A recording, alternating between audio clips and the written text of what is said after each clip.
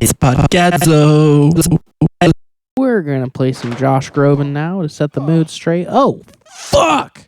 You can't go that way. I know. I should know that by now, but I thought I could get this to song. You thought you could. That's where you're wrong, fucko. All right, dude. What the hell is up, man? Okay, welcome to my podcast. Thank you for joining me again. No, you're welcome. I'm Bitch. doing all right. Thanks for asking. Yeah, I was gonna. I have. but I want to be now I drinking don't a want beer to. as is tradition, but I don't think I should. Under the weather. Recovering from a little cold. Yeah, you sound like shit. Yeah, And you kind of look like shit, too. I know, dude. But I got this fucking red ass nose like that kid from the Kleenex commercials. Yeah. Because I'm just blowing my nose all day. That's You really didn't the buy only the thing shit that's with the aloe in lingering. it. No, I have pretty soft tissues, but even those, if you're blowing your nose enough, You didn't buy the shit with the aloe in chase it. it raw. Yeah. The aloe is I'm- really what makes it I'm a makes a little difference. hanky panky here in case I need to. Oh, dab. you use one of those? When I'm sick, I do. Okay. Yeah, dude. That's kind of like... I think I'm a big fan of handkerchief. I Because I only use it for the day, and it's a huge piece of cloth. So I have like a strategy. yeah, but it's just for- going. You're just putting it in your pocket though. Yeah, but I use the inside, and then I. Is fold it up wet a on little bit itself. right now? Is No. it dry? It's dry. It's totally dry because I haven't used it all. Does today it- Because I've been using tissues, but this was just. Oh. This is kind of just for emergencies. If I'm in Oh. a situation where I don't have access to a tissue and really need to blow my nose. Oh, well then yeah, that is totally understandable. And then it's not like I reuse it. I thought you were I just just wash fucking it. blowing your nose into it all day, every day. No, that's just for dabbing. And I have like 16 of them I can cycle out. Are they all the same color? Mm-hmm. Nice. They're all just white. Nice. Yeah. A bit of a white supremacist when it comes to handkerchiefs. Damn, that's gonna get clipped wrong. But yeah, dude. Past like week's been rough because I was in LA last week, as we were talking about. And LA is fucking horrible, especially downtown LA. Cesspool. It's an absolute cesspool. The whole place smells like garbage and feces. Everything is covered In feces. in like an inch of grime. Yeah. If you just touch anything, you're like, ugh. There's mentally ill people at every corner. You just turn a corner and there's just dudes like, ah! Ah! Literally, just guys screaming It's exciting at you. though. Yeah, it kind of loses its allure after like an hour. Oh yeah, very much so. Yeah, it's insane. I did do some sick scootering around though. Nice. LA is the home of scooters. They're just the streets are littered with Scooter them. douchebags. Yeah, Scooter I'm one assholes. of those guys. Yeah, Scooter cunts. scooter bronze. Good one. But so that was a fun part of LA. So were you sick when you were in LA? Oh yeah, sorry, that's what I was doing. So yeah, I was in LA last week, and like the day before I was supposed to leave, I started to feel pretty bad, and then but I couldn't really cancel the trip. So the next day I just flew in, started to feel worse, just knocked myself out on cold medicine, and like slept like 12 hours that night. Felt a little bit better over the next couple days, and then I got back. And then went to Wyoming. Like as soon as I got back, I basically just slept in Denver. And then I had to go to Wyoming for a fishing trip. Drove fucking 7 hours to Wyoming. Oh, you were in I was Wyoming. in Wyoming. You I went were to deep. Pinedale, Wyoming. Dude, okay, that's kind of sick though. Yeah, it is. Pinedale's a really cool town, actually. Yeah. So I had to go. Wyoming was fun. I just went there for like a fishing trip. Which Wyoming's not fine. Yeah. There's a lot of Wyoming that you just Yeah. gotta skip right over. Dude, the barber shop in Pinedale, there's one barber shop in town, and he covered the shop for his the sign for his barber shop with a sign that he had printed himself that just said 81 million votes my ass and then had an American flag on it. Like, so that's what we're dealing with in Meanwhile, Trump in gets fourth Pinedale. indictment. Yeah, exactly, yeah. Yeah, so Wyoming was sick, and I was on the mend there, but definitely didn't help with my illness because I like stayed up pretty late and drank an entire bottle of whiskey one night. Oh. But me and 2 other guys did. Okay. That's an important part. Yeah. I drank a third of a bottle of whiskey. Still not great. Still not great. Apparently, alcohol severely suppresses your immune system. It does not do good things for your immune system. So it felt good at the time. Yeah. But afterwards, it was terrible. Well, you got to drink when you're fishing and yeah, camping and doing stuff. Exactly. So then when I got back from Wyoming, I started to feel bad. But I'm on the mend now. Just have the sniffles left. But over the last couple of days when I was feeling bad, I've just been like binge watching movies. Because when I was in Wyoming, it really made me want to watch Wind River. Have you seen that movie? I'd seen it once before. It's with Jeremy Renner, Elizabeth Olsen. Pretty good. It's about like a murder that happens at the Wind River Indian Reservation, which is a little bit outside of Pinedale. And they actually talk about Pinedale in the movie. And from Pinedale, you have a good view of the Wind River mountain range. So it made me want to watch Wind River. And then there's a Mountain Man Museum, which is pretty rad, in Pinedale. And I went there, and it talks about Hugh Glass, which is what The Revenant is based off of. You know, the guy who got attacked by a bear. Yeah, they did the fucked a bear. Yeah, here's Museum of the Mountain Man. And this was like, I'm going to watch The Revenant too. So I was like, the night I was feeling sick, did a double feature of The Revenant and Wind River.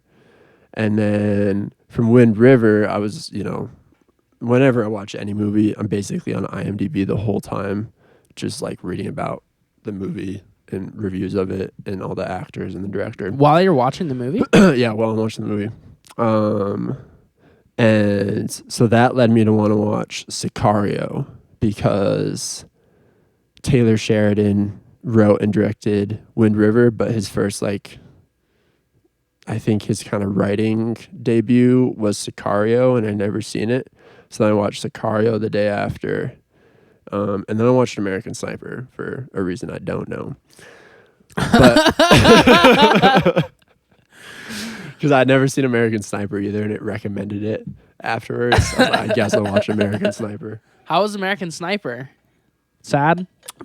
Yeah, it was sad actually. Like the whole time I kind of had this feeling like this is fucking stupid. Like this is just like Clint Eastwood fucking propaganda. Yeah. But then it is. Spoiler alert, he dies at the end, and then it shows like things of his funeral. And dude, I'd be lying to you if I said I didn't get a little bit teary-eyed when it was showing his funeral. I was like, yeah, God damn, that's an American hero. That's an right American there. hero right there, brother. Yeah, but anyway, so I was watching all these fucking crazy action movies, and I just started, I was on cold medicine and a little bit of weed edibles, and I just started to spiral out over like these 2 days of being sick and watching movies about just like, one, how fucking brutal our existence is, and two, how fucked up other parts of the world are. And that did not put me in a good mindset. And I feel like I'm still trying to escape that. So I've just been a little bit super depressed over the last couple of days. Oh no. But yeah, dude, because all these movies. So first, The Revenant. Yeah. The movie's insane. I've seen it before, but I forgot how just brutal and relentless it is. And so all the time I was watching that, I was like, God damn, dude, like life used to be so hard. Like, what's even the point of this? Why are any of us here? What are we doing? And then also like, I have it so easy. I'm such a pussy. Like, I couldn't do it. Like, I would have given up immediately. I would have forget the grizzly bear thing. Like from the very beginning, he like shoots a moose. I'm like, God damn it. I'm going to shoot a moose. Shot myself instead. Oh, when I was in Pinedale, I had a crazy encounter with a moose. I was out late at night by the fire, drinking whiskey, pretty lit up. And out of nowhere, there's just a huge female moose, like right here. Like, oh, fuck. Could reach out and touch it. Nice. So it just walks also scary. right past me and the 2 other guys I was with. And so that's kind of crazy. But anyways, so The Revenant started Spiral out on that. And then I watched what I watched after that? Wind River. I was like, God damn, dude, living on an Indian reservation would be so rough. God, dude, life is so fucked up. Why do we do this? So the Native Americans. 2 words, brother. Manifest destiny. Yeah, totally. Yeah, back to the white supremacy joke about my fucking handkerchief. But and then watch Sicario, which is like the Mexican cartels, and so it's like showing all this crazy shit in Juarez, Mexico. I was like, God, dude, like that's crazy. That's like just a couple miles south of here, pretty much. I mean, more than a couple miles, but Yeah, when I'm sick, I watch like comedy movies and like podcasts. yeah, that's what I should. I usually go for the light-hearted stuff when I'm sick, but I don't know. I just felt like torturing myself. You just wanted to fucking. I just wanted that bring yourself high to a dark adrenaline place. experience.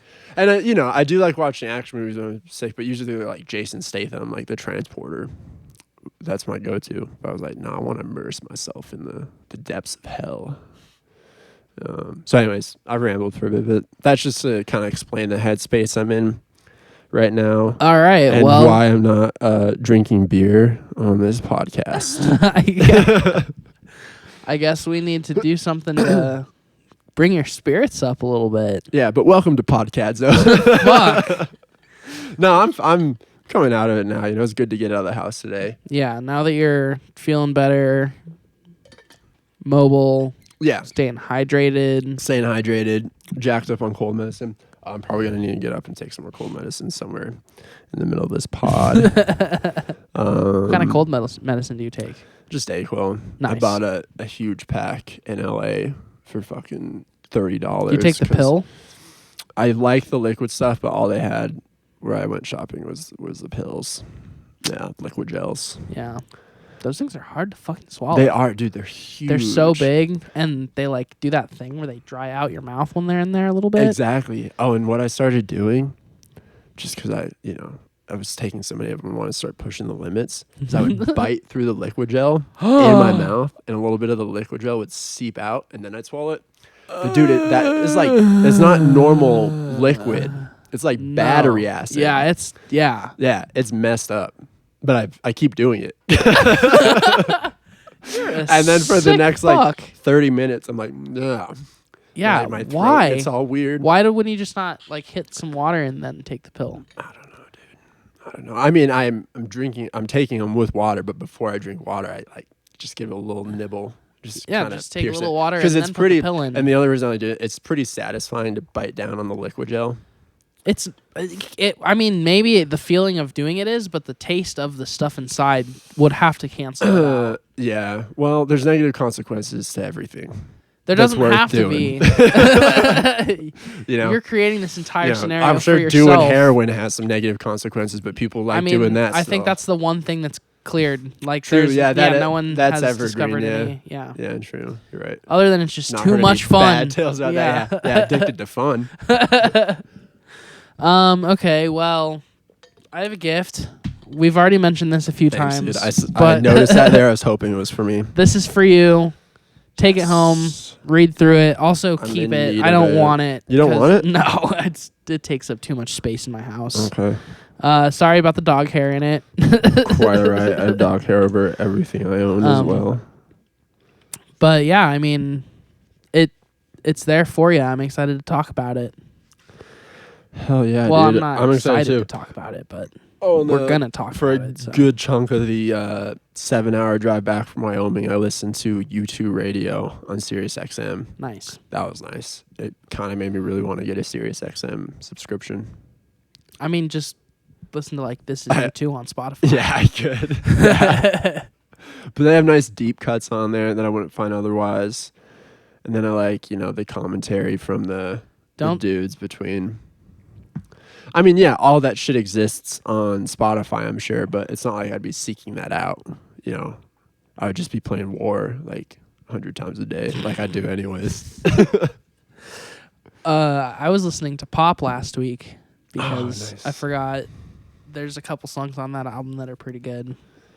But then as soon as I put it on and started listening to it, I was like, I feel so cheesy for listening to this. So then I switched it to something else. You know what I vibed out to really hard that I've been meaning to listen to again is they did a live version of One with Mary J. Blige singing. Oh, shit. That was dope.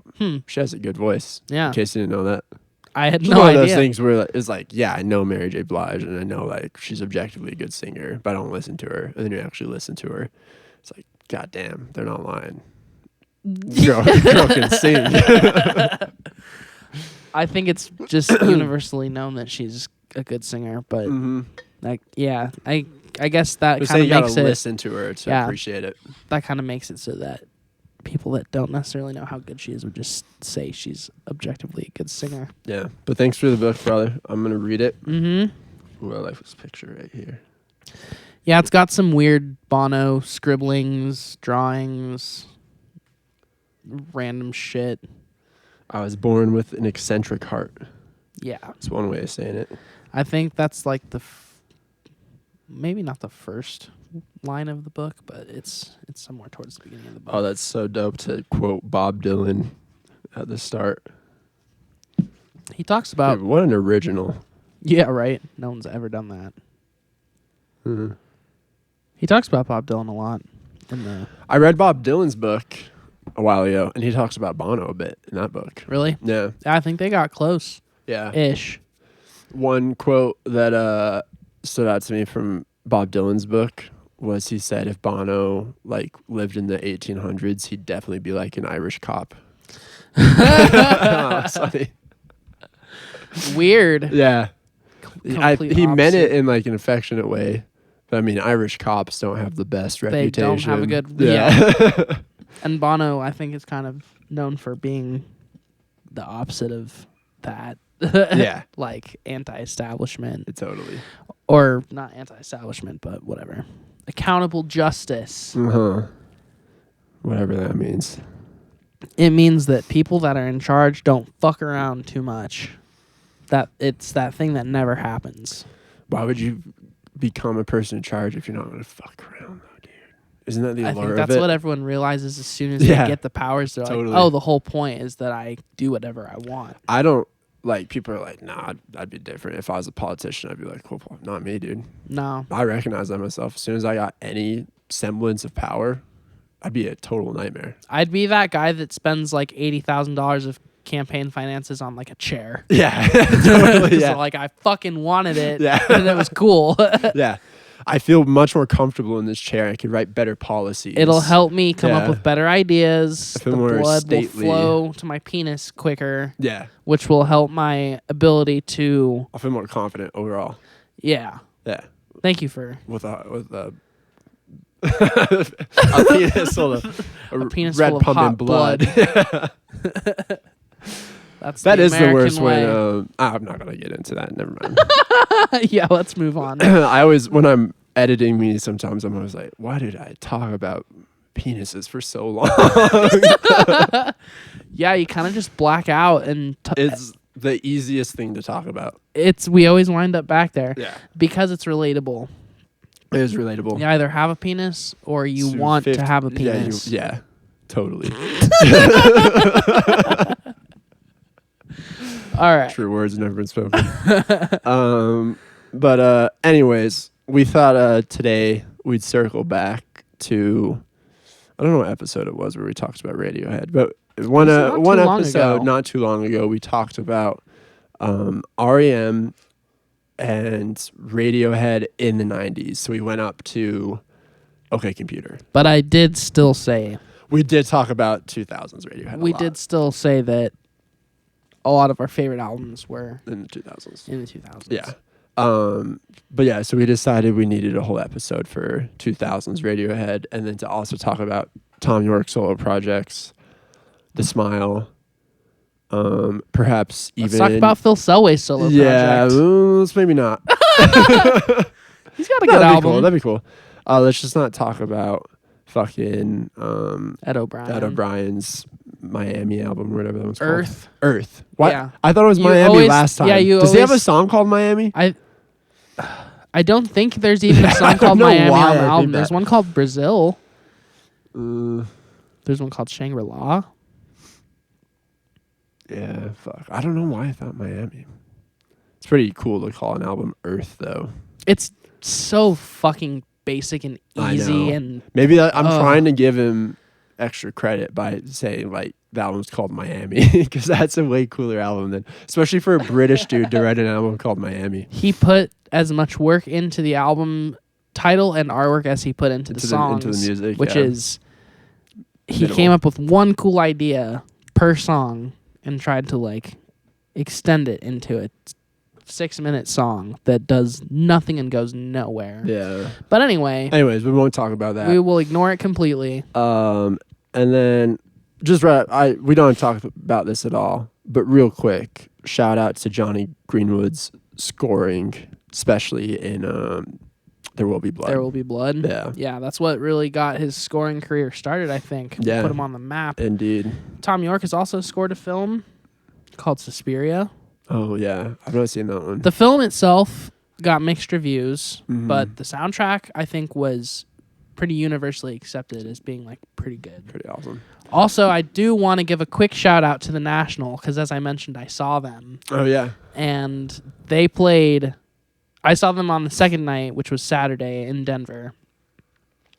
They played so many fucking bangers that I never thought I would hear. Hell yeah. And oh, no, you're not wearing the national hat right now. I'm not. I should have, but worries. Same this was color, the one it's that I already fantastic. had out.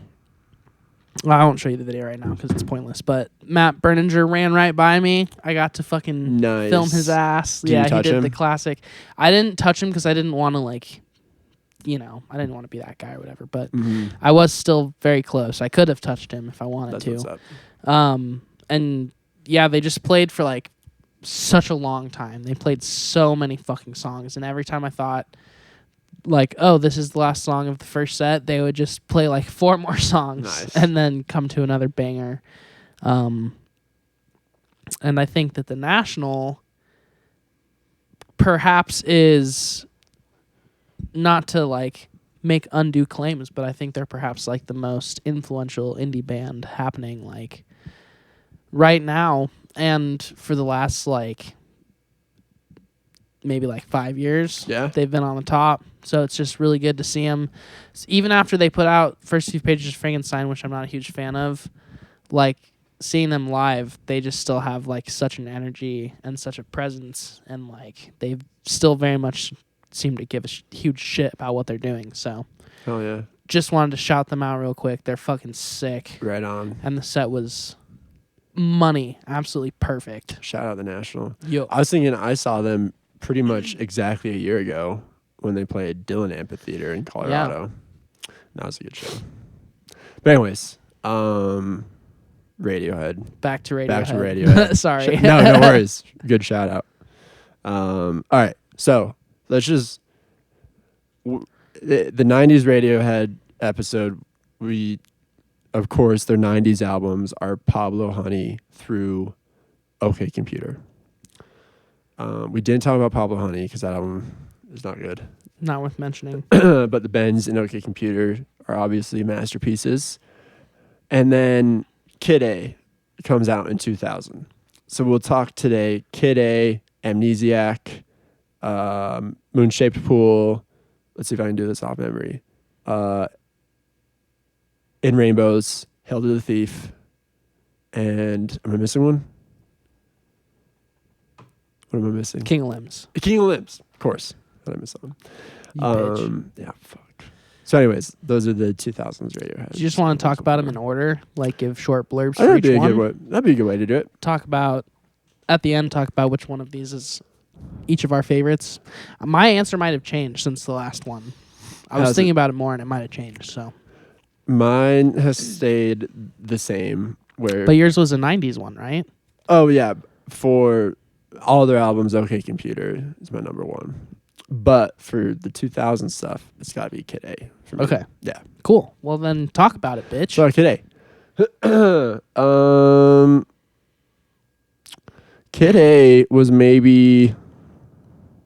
No, I guess my first exposure to Radiohead would have been more like the Ben's OK Computer. But then quickly after that, it became Kid A, and that's like really what I listened to. And that one was like a little. So when I first listened to it, it came at a time where I was like listening to music that I could draw guitar inspiration from. So that's why the Bends and OK Computer were so big for me. It's because it's like that's exactly what I wanted to do it's like that's like the peak of like guitar playing in the vein that I like alternative rock guitar playing. Kid A was like so mind-blowing to listen to at a young age and overwhelming, where it's like, should I just quit music? Like, I don't know if I could ever make music like this. If this is like the goal, then I don't know if I can do it. But as I became more familiar with like synthesizers and stuff and like incorporating more things into music, that's when Kid A really entered the picture of being like, you know, the new North Star of like what you could do in rock music. So it's probably the album I listen to most often nowadays. Like when I'm just want to throw on a Radiohead album, especially like if I'm working and just want music in the background, I'll put on Kid A often. So yeah, I think it's a great album. And then going deeper into the like history of the background of Radiohead and knowing like what they were going through at the time, especially Tom York with like struggling with the fame and attention they got off of OK Computer, gives you a whole different appreciation for Kid A. And there's a lot of like just random videos on YouTube that I always used to watch when I was a kid of them in the studio and Tom York being all stressed out and like super like, I don't want to say manic, but just like very scattered and kind of seeming all over the place and very stressed. And Johnny Greenwood also kind of seeming the same way, just like chugging away on unknown recordings at the time. And then those were all videos from the Kid A sessions when they were recording and producing. And it just, in hindsight, gave me like a really good insight into, like what where their headspace was at when they were making this and how like frantic it all seemed and unknown it all seemed, considering how well put together the record actually is and how not necessarily like relaxed the vibe is, but just how seamless everything is on the album. Like, Totally. It seems like a very natural progression, which, and if any other band I feel like had made such a leap from like OK Computer to Kid A, they might not have pulled it off so smoothly.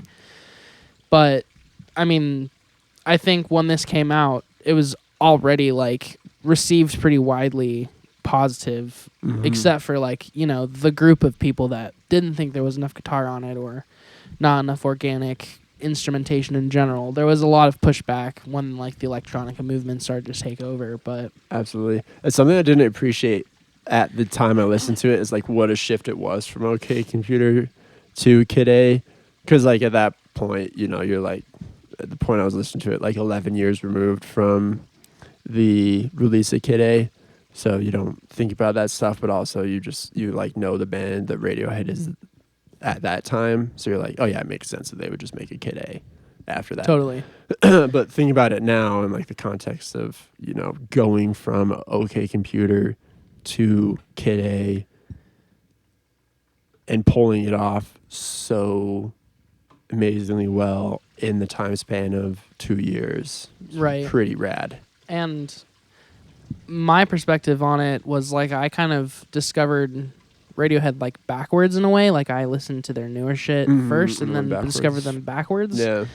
And so by the time I got to like OK Computer and the Bends, I was like kind of on the opposite side of things, like, wow, I can't believe that this is the same band, because all they did was play guitars for their first two albums. And I didn't necessarily appreciate the quality of the guitar rock at first, because I thought they were better as like an electronic band or whatever. Right. But the truth is that they're in their element when they're like mixing all those things together. I feel like their best albums are the ones where they're able to like capture like raw organic energy and also like mix it with weird like production experimentation and just synthetic like generation of sounds and shit. I think Kid A's honestly a really good example of that because while it gets a rap for being like a highly electronic album, there are songs where it's like highly guitar driven or even just driven by organic instruments like horns, strings, Totally. piano, Rhodes. There's a lot of really good prominent Rhodes on this album. I think this album and like Radiohead's 2000s albums in general are the reason why like me and Robert and Will like love the Rhodes as an instrument so much. Fender Rhodes. Yeah. Can you pull up the track listing? Yeah, totally. I could probably list the track listing. Yeah. But I don't want to get it wrong. Just want to miss anything. Where is it? There it is. Up a little bit. Okay. Everything in its right place.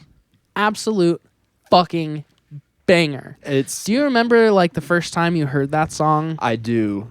And yeah, I remember pretty vividly being a teenager listening with my headphones on, probably on drugs, and just like being like, what the hell is happening? Because, you know, like his, like the voice samples in it, how it just comes in. It's the most insane like debut track for an album ever. I think it's the best debut album track ever. Yeah. And it actually, the other day I was driving and it came on just in my shuffle when I was driving, and it was like a pretty sunset and stuff too, and it was like the most absorbed in a song I've been in the car in a while. Like it's such a great I feel like tune. that's the thing about that song is that it kind of fits into every setting perfectly. Yeah. Like you could have been driving through a fucking thunderstorm and like pouring rain or some shit, and it still would have hit the same way and like set the mood in the same way. Yeah. I think my favorite track off of Kid A though is How to Disappear Completely. It's the only song really to have like an acoustic guitar part that's pretty standard. Or I shouldn't say standard, but you know, that's not like chopped up, that it's just like a nice acoustic guitar part through the whole song. And I think we talked a little bit about this song in a previous episode, because it was the relationship between REM and Radiohead that I made at the time, that it was inspired from something that Michael Stipe told Tom York at the time that he was struggling with all the OK Computer success, that it's just like, you just got to repeat in your head, this isn't real, this isn't happening to me. Yeah. You know? It also has like no vocal processing. It's one of the few songs on the record where his vocal is pretty raw. Totally. And it's like a very personal song, whereas like maybe the rest of the songs on the record are a bit more about other shit besides Tom York's personal anxieties and struggles with fame. I feel like that song is very much just about that and not really anything else, but it's still like universal. Everyone that listens to it can connect to it and relate to it in some way or another, because I feel like everyone at some point in their life has been in a position where they just kind of want to not be in the room. They don't want to be seen. They don't want to be heard. They just don't want to like exist. Totally. So yeah, that song's a fucking banger. I don't think I can pick a favorite track on this because almost every song I look at, I'm like, that one's my favorite. Yeah. But the song In Limbo doesn't get a whole lot of love, and I feel like that song's fucking brilliant. Song. The song Morning Bell inspired me and Will Brock for like years in a row. Like Really? Like every song we made, we just wanted it to be like Morning Morning Bell Bell. in some way. That's cool. That song is amazing.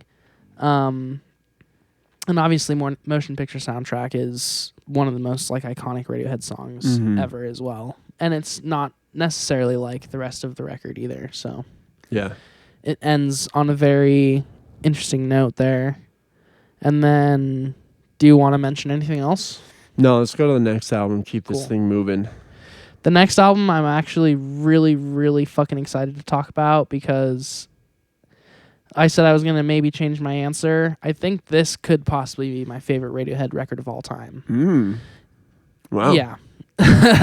And I forgot. I honestly just forgot about it in kind of the way that I always forget about it. But like, I mean, let's just go to the track list really quick. Well, let's name the album. Okay, so the album is Amnesiac, and this album gets somewhat of a bad rap, at least in my circle of friends over the years with Radiohead. Like, it gets a bad rap for being like the Kid A B-side record because it came out a year after Kid A. And didn't they release it as like Kid A Amnesiac or something? Or was that like they did. Okay, yeah. Yep. So when they released it, like for the 25 year, something like that, they put the two records together in like a box set. And this, I mean, this was a record of essentially songs that weren't on Kid A, but were written in the same sessions or around the same time. And so I think, I don't know, like, obviously since I was like 5 or 6 when this came out, I don't remember how it was received by Radiohead fans at the time. Yeah. But from what I've heard in the aftermath, like, a lot of people just thought it was too much of a continuation of Kid A to be like viewed as its own thing. Right. Not necessarily like a standalone record, more of a B-side record. Yeah, but because I didn't even list this one as a official release when I did my list off a second ago. Yeah. I thought it was, I've treated it the same way. It's kind of like just B-sides. Interesting. But it great song. It does not play like that. I think it plays as a standalone record. Absolutely, yeah. And it also, I mean, I have the artwork from it on my arm. I think the art from it is probably my favorite era of Radiohead art, like of all time. I do think, I think it has the most individual, just absolute fucking bangers. So Pyramid Song was one of my favorite Radiohead Pyramid songs. Song, Packed Like Sardines in the Crushed Tin Box. That song is so good. And then You and Whose Army, I might be wrong, Knives Out. The Morning Bell version on Amnesiac is not like as good as the one on Kid A, I will admit, but it's still very interesting. Dollars and Cents is a very interesting song to me because it is pretty much organically driven. Like, there's no real synth emphasis on it, but it drives in a super interesting way, and it like just occupies it kind of a different headspace from anything else in this time. It reminds me of like Optimistic, but yeah, I don't know, just super interesting. And then the song Like Spinning Plates and then Life in a Glass House, those two are also just fucking perfect. So I don't know, I think overall this could be my favorite one. And I think like the song Pyramid Song is one of like most iconic Radiohead songs probably ever. Yeah, totally. I don't know. Yeah, I mean, I don't know what else to say really, but it's just a fucking groovy ass, super good record. I'm gonna listen to Amnesiac through tonight. I think of all the Radiohead, this is probably the one I've listened to the most, other than maybe The King of Limbs. Yeah, we talked on the last episode what a King of Limbs head you were. Yeah. So, not to beat a dead horse there too much, but I do think this record probably maybe isn't known as being like quintessential Radiohead, but it has some of the most quintessential Radiohead tracks on it. And it's just a fucking badass record. All right, Hail to the Thief. All right, let's do it. So this one is, I think they didn't necessarily brand it as like a return to guitar-focused music, but people received it as that. Yeah. It has a lot of guitar scattered throughout it. It does. I would not call it a guitar record necessarily. No, yeah. It was kind of like finding the middle ground between Kid A and their earlier work. Is that how I always pictured or considered Hail to the Thief.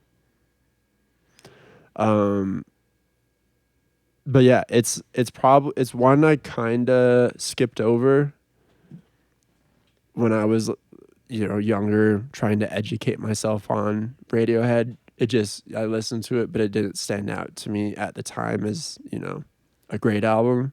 I do think it is a very solid album. Radiohead, they don't release bad albums. But, yeah, I don't have a ton to say about this one. Fair enough. What do you have to say? So what I will say, there was a period of time when this was my favorite Radiohead record, and it was my favorite Radiohead record, I want to say, for like a good minute. And the reason why it was my favorite was because, like as you said, it was a good middle ground of what they had kind of done before, Mm-hmm. and also kind of indicated where they might be going next. And it has just like I feel like the most variety on it of any Radiohead record, where like a lot of Radiohead records are very focused on one sort of concept. Not to say that they're like tunnel vision, but they're very focused on one sort of idea.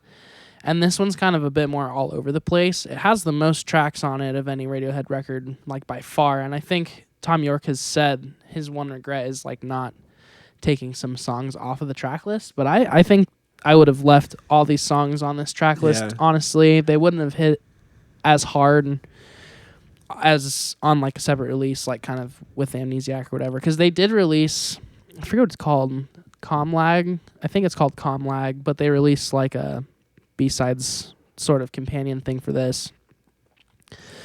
And anyway, the songs on this, there's some like truly rockin' songs. Like the song 2 + 2 = 5 is pretty heavy and like energetic. And then the song Go to Sleep is really solid as well when it comes to just like being slightly guitar focused. It has a guitar solo in it type deal. Mm-hmm. So yeah, I think it got Radiohead fans pretty excited about like a possible return to guitar focused music, because some people at this point were still hoping that they would make like OK Computer Part 2, which clearly was never going to happen at this point in time. But anyway, the song Myxomatosis has one of the coolest drum grooves and also guitar riffs of all time. And I can't remember the riff on that one. I don't want to sing it because I don't want to get sued. Yeah. No, you'll have to check it this out. episode will get It'll get demonetized. Miss out on the sweet YouTube royalties we're enjoying. And then the song "The Wolf at the Door," "A Wolf at the Door," might be that's a cool song. One of the most like emotionally like lyrically Yeah. performed songs that they've done. I love that song. I think it stands out as being one of their better songs that they've done. And anytime they play one of these live these days, I just get excited because I'm just like, oh shit, they're like acknowledging this weird era in their career where they were definitely pivoting and trying to figure some shit out, and also just I think allowing themselves to be a lot more like experimental with just kind of whatever sort of music they wanted to make. So in a way, yeah, Hail to the Thief is an interesting album because it's like, you know, as I'm not going to say Kid A was easy to make at all, but it's like that was kind of an easy direction to go, or like an obvious direction to go of like, hey, we just made like 2 great guitar albums. Let's do a complete left turn. And then, you know, they made 2 great electronic albums. And then after that, it's kind of like, what do we do now? You know, like, are we just going to keep making Kid A's over and over again? right. Or are we going to be cheesy and do like a complete, you know, return to OK Computer? I think they really just hate being put in a box too. So when people started saying, "Oh, now Radiohead's an electronic band," they kind of wanted to be like, "No, we're not. Yeah. We're everything." Yeah. But then it's like, you know, there's only so many like sharp left turns a band can make, because it's like if you make a Kid A, like, how are you going to do a sharp left turn to something completely different you haven't done? You like make a jazz album or something. So yeah, like I think Hail to the Thief is well executed in that way.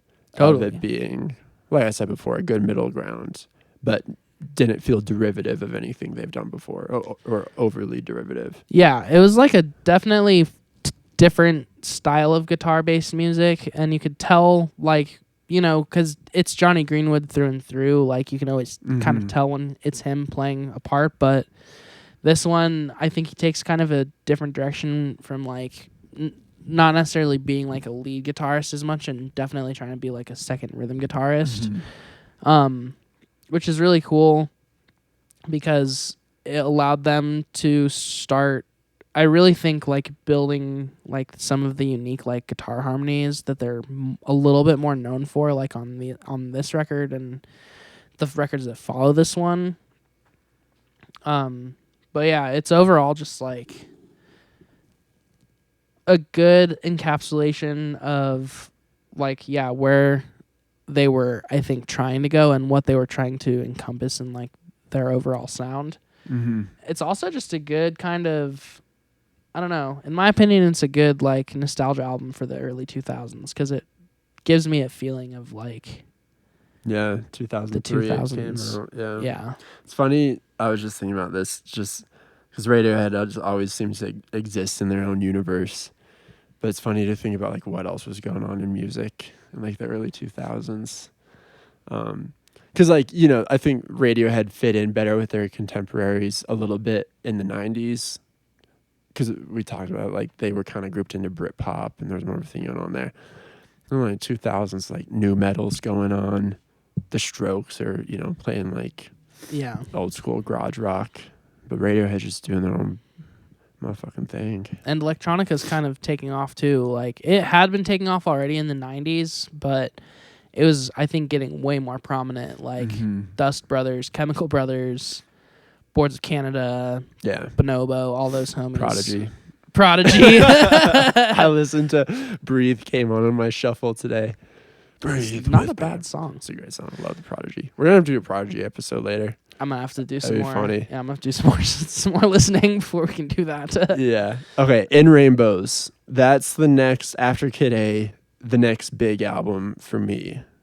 For whatever reason, I latched on, or like I said, after the guitar music, latched on big to Kid A and In Rainbows. Those were the two I had on heavy rotation for a long time. So it came out in 2007. So I think part of the reason is not that I like listen to it a lot of the time, but I vaguely remember like I was old enough to kind of like clock this as something coming out, and I think my dad bought the CD and stuff. So like when a couple years later when I went back and listened to radio, I was like, oh, I remember In Rainbows coming out and like it being talked about and stuff. So from Hail to the Thief to In Rainbows, would you say it's fair to say that this is a little bit less guitar oriented than Hail to the Thief? Yeah, there is still a lot of prominent guitar playing on the record, but I think, the focus for Hail to the Thief was really like, or not the focus for the entire thing, but on the songs where there's guitar, it's like the guitar is the driving force. And here the guitar is more so a just alternative voicing. It's kind of like a texture. Yeah. Uses a texture like everything else is. What was your vibe with In Rainbows? So this record, I do remember when this came out, even though I wasn't necessarily huge into Radiohead yet, this was one that my dad was playing a lot. Specifically the songs like 15 Step, and then like Nude, Weird Fishes. Like, I don't remember if any of those were singles. I think Weird Fishes might have been a single, but those songs grabbed me early on as being just very, again, unlike anything I've ever heard, which might be at this day and age, that might be like a little bit of an overstatement, but like I feel like back then with what music I had already been exposed to and what I was already interested in, like those songs were nothing like what I had heard up to that point, and they were just so like beautiful and raw. Like I think what a lot of people don't necessarily feel about In Rainbows that I do feel about In Rainbows is that it's very like minimalist from an approach standpoint, where like the parts aren't necessarily super difficult and everything about the album is designed to like just sound fucking gorgeous. Like as good on the ears as it possibly can. Very true. And so I loved it, and it didn't really hit me how like masterful this record was until I want to say also King of Limbs came out, and I started getting into King of Limbs because then I was able to go back and kind of have that, again, revelation of like, okay, King of Limbs is super jam-packed, full of shit, and obviously trying to be experimental. And In Rainbows, after that, feels almost completely stripped back. Like there's just space on space in that record. And they build songs up from one idea, really, and that idea is like what carries the song throughout. And before I forget, the other big thing with this album at the time is they were like the first ones to do a pay what you want model for downloads. Yep. Which And was like an important industry thing. I remember even as a kid, like, knowing that was a big deal. I remember listening to, I think it was NPR, like they were talking about In Rainbows and about how it was the first self-released pay what you want album essentially ever. And it was done not as like a PR stunt, but more so as just Radiohead trying to say like, this is a way that people can interface with music. It can be this way.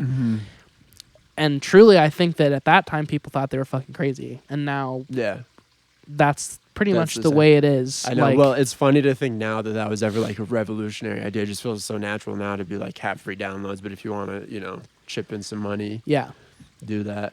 That's the entire Bandcamp platform now, essentially, Exactly, which is my favorite way to get music by far. Because you know that when you spend some music or some money on some music, like it goes directly to them, and you can pick and choose like, oh, these guys put something out on Bandcamp, they're huge, they don't need really my money at all, so I'll just listen to it and not feel bad.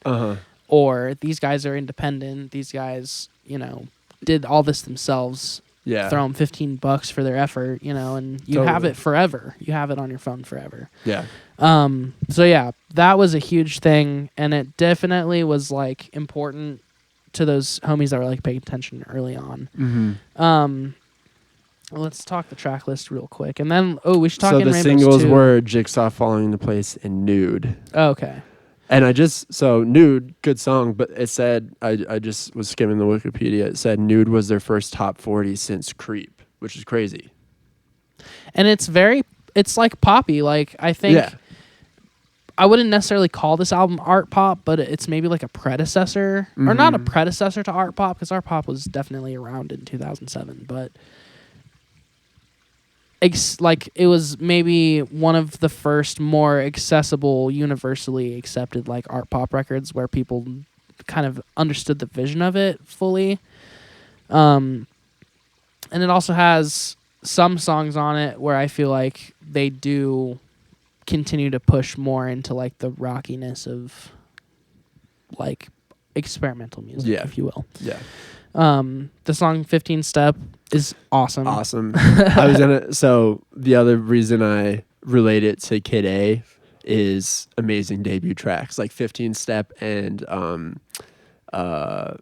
Everything in Its Right Place, like dopest ways to start an album ever, just the way it comes in. Body Snatchers too, I think that would have been something early on I would have called out as one of my favorite Radiohead songs, was Body Snatchers, and still love it. It's just kind of fallen down the ranking for me. Body Snatchers, when I had a guitar in high school and I wanted to learn how to play guitar, Body Snatchers was like one of the first things I learned how to play, and I felt so proud of myself because I was like, I thought this shit would be impossible, and it's so easy. It's just one thing. And then I only learned the very first riff, and then nothing else. It's difficult to like learn an entire Radiohead song without having Radiohead with you to play along. It's not like three chords. It's not necessarily linear. Not linear. Shit doesn't repeat itself in the same way every time. I was playing a shitload of Radiohead on drums though. At this point in time, I was playing a lot of Phil Selway shit just to try and learn it, and I just wanted to play along with it. So that was, just as a side note, like a huge influence on me. And I think that's why the reason why I play the way I do now is just because of learning Phil Selway so much as a kid. But yeah, the song Nude, also classic, legendary. Weird Fishes, absolute fucking banger. And then on like the back half of the record, the song Videotape was one of my favorite Radiohead songs for a long time, just because of the way that they chop up the drums on it and how weird and out of time it is. And the video rather, for the song Jigsaw Falling into Place. Have you ever seen that video? It's been a the minute, helmets but on their head with the cameras. Yes, yeah. I love that video. And then they had a B-sides record as well in Rainbows 2. Did you ever listen to that? Yes, I did.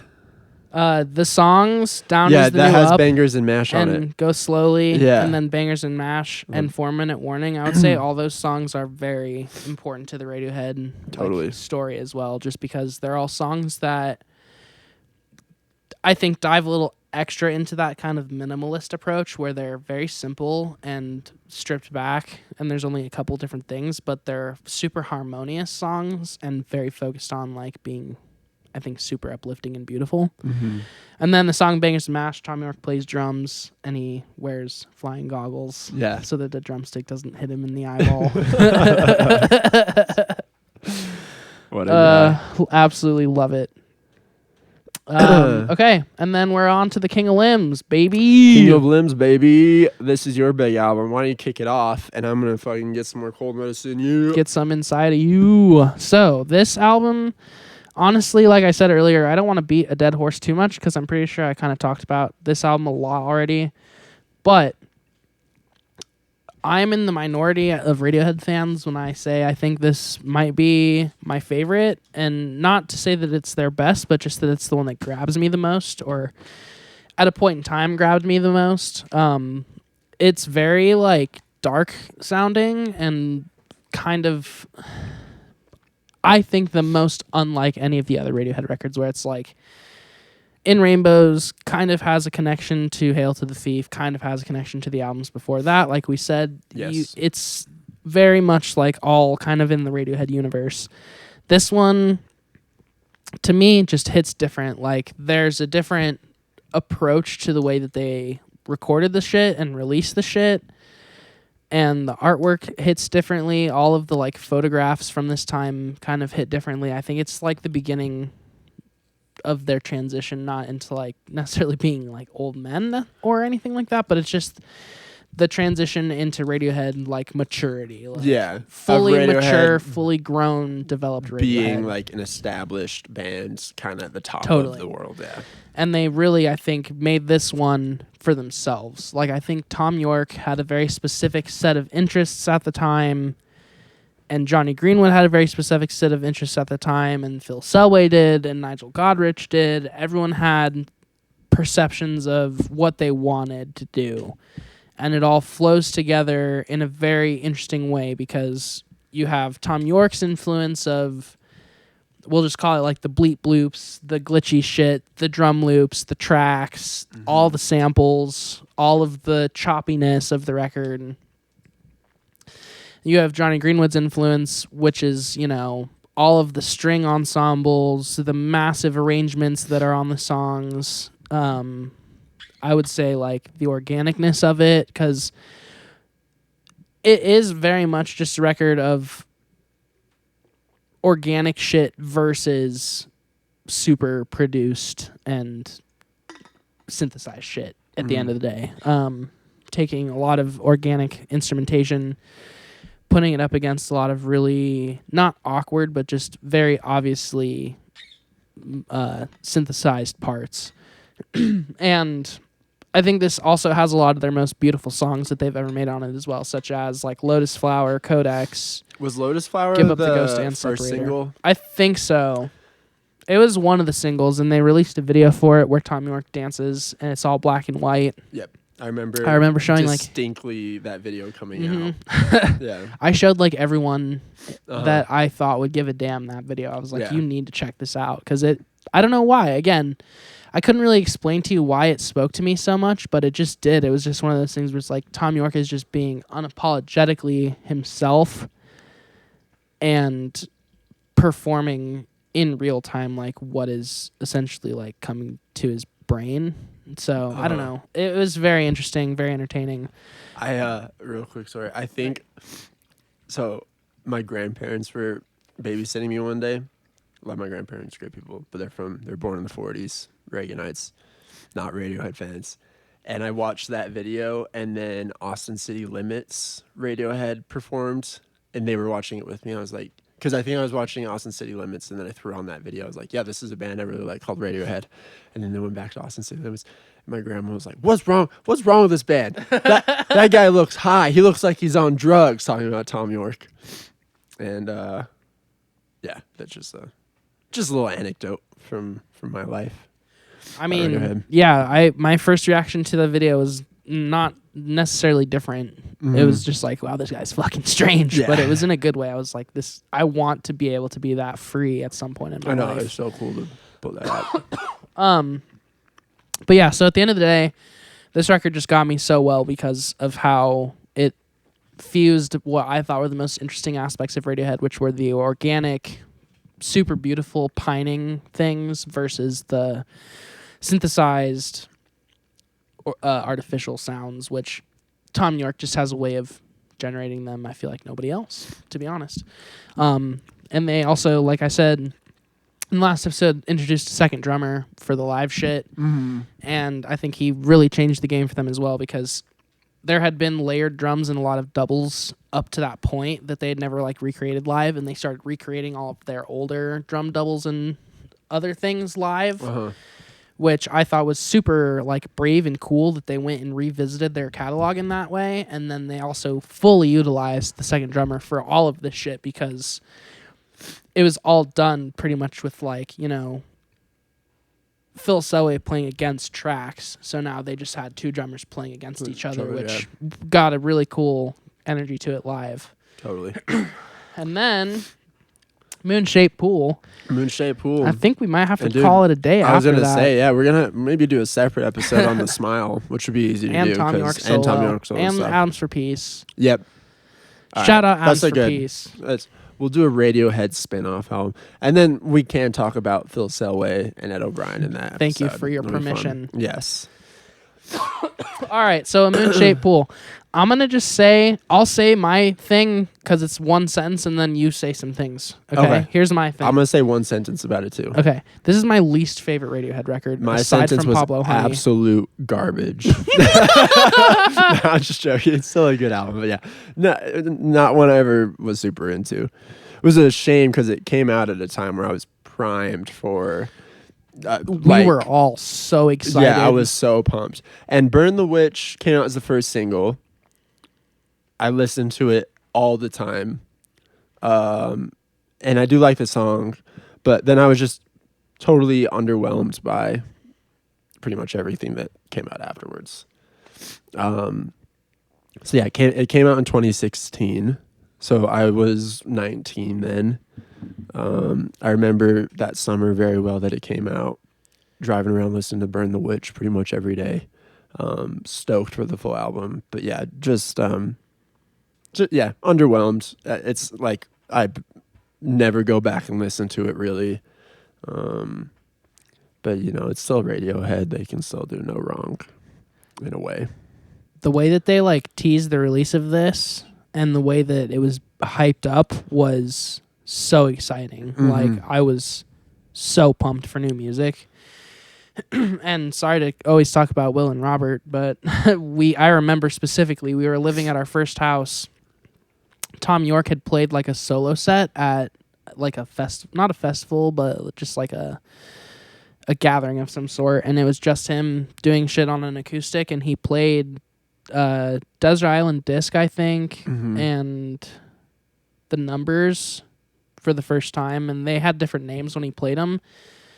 But it was like the first time that there was like confirmed new Radiohead for over 5 years. Yeah. And so everyone that was a Radiohead fan was just like, holy shit. And the songs on the acoustic, just him, they sounded so fucking cool and interesting and different and just like a breath of fresh air. And then in my opinion, they put this out and it was kind of just like, this is just like stale old Radiohead songs. Yeah, like totally. Radiohead without any gusto or steam, really. That's a good way to say it. Yeah, it just was kind of like phoning it in, which Radiohead phoning it in is still still good music. Be good. Yeah, it's going to be better than other people phoning it in, but it's just interesting. Like, yeah, it was just kind of a letdown. Yeah, and I will say, to contrast all that, the song Daydreaming is probably the best Radiohead song ever made. I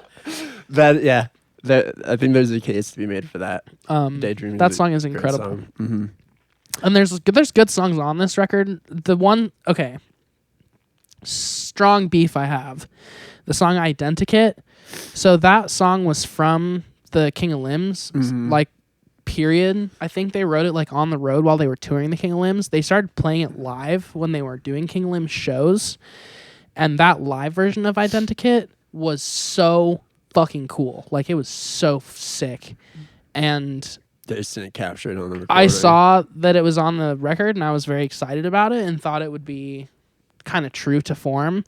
And they like completely changed it and took all the balls out of it and like fucking ruined it. So now anytime someone says anything about that song, I try to find like the old recording from Alive and like show it to them and just be like, see how much more like interesting and like just intricate it was before. And I think the one thing I think they did on this record to a fault was just trying to make it all focused on natural like orchestration firstly, and like for the most part like trying to just make like an organic record that's not focused as much on bleep bloopy experimentation, and I kind of wanted some of that a little bit. Absolutely. Well, that's a good note to end on. It sounds like our comrades are here, so we'll wrap this thing up. Yes, sir. Everyone be super excited for that Radiohead spin-off episode we have coming up in a few weeks. We're going to shit on Ed O'Brien so hard. Yeah. I can't wait to listen to Earth, not Miami, in a lot of detail and just shit on him. Just absolutely tear him a new ass. All right. Thanks, everyone. All right. Thank you, guys. Love you. Bye. Preach.